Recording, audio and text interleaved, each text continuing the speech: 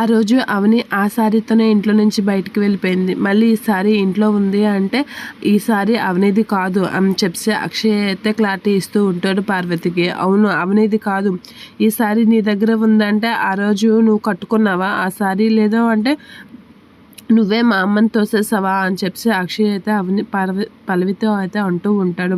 ఏంటి నిజం చెప్పు అని సీరియస్గా అడుగుతూ ఉంటాడు. ఇక పల్లవి అయితే షాక్ అవుతూ ఉంటుంది. అవును పల్లవి చెప్పు, నిజం చెప్పు, ఇదంతా నిజమేనా, నువ్వేనా తోసేసావు అని అయితే పార్వతి అయితే అలా పల్లవి కాస్త చూస్తూ ఉంటుంది. ఇక కమలైతే అవును అది నిజమే, అయితే నువ్వు మా అమ్మని తోసేసావా అని కమలైతే అడుగుతూ ఉంటాడు. అలా అడిగేసరికి పల్లవి అయితే షాక్ అవుతూ ఉంటుంది.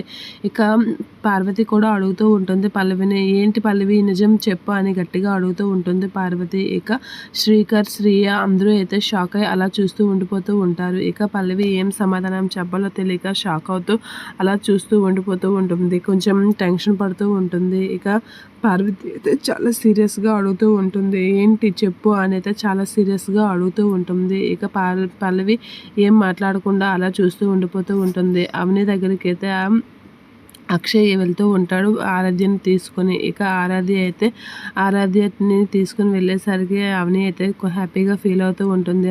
ఆరాధ్యని దగ్గరికి తీసుకొని హగ్ చేసుకుంటూ ఉంటుంది. ఆరాధ్య అని చెప్పి అయితే హగ్ చేసుకుంటూ ఉంటుంది. ఇక ఆరాధ్య అయితే వాళ్ళ అమ్మని చూసి అలా చూస్తూ ఉండిపోతూ ఉంటుంది. ఇక ఆరాధ్యని అవని హగ్ చేసుకుని ఏడుస్తూ చాలా బాధపడుతూ ఉంటుంది. అది చూసి అక్షయ్ అయితే ఆనందిస్తూ ఉంటాడు. అమ్మయ్య అవని కొంచెం బాధ తగ్గింది అని అయితే అనుకుంటూ ఉంటాడు అక్షయ్.